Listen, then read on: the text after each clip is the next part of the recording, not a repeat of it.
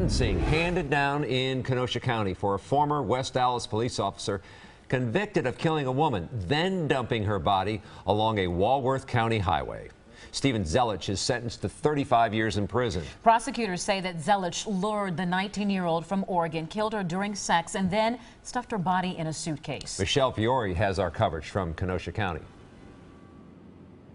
Charles and Shannon, well, Steven Zelich sat emotionless throughout much of the sentencing today. He did offer up an apology, though, saying the victim, Jenny Gomez, was a good person. The state called Zelich a predator looking for the most vulnerable in society.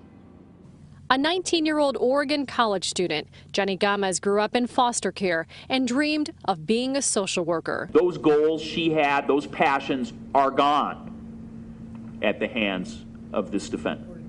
Michael Gravely told the court today in her final living moments, Gomez was handcuffed with a gag in her mouth. Even though it is a traditional protection for individuals to have safe words, that there were no safe words in this case.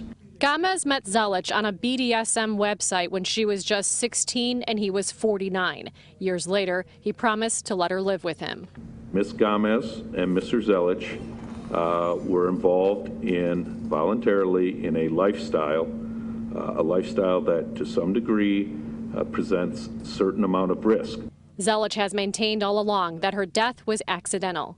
If there was anything, if I could undo that, that would be the most important thing I would do. It was not an intentional act. Zelich pleaded guilty to first-degree intentional homicide and to stuffing her body in a suitcase, then storing it in his refrigerator for a time, then in a suitcase, later discarded near Lake Geneva. This is a person who has refused to take real responsibility for being the predator that he is. In this case, Zelich was sentenced to 35 years in prison for the reckless homicide charge and 3 years in prison for hiding a corpse. They'll be served at the same time.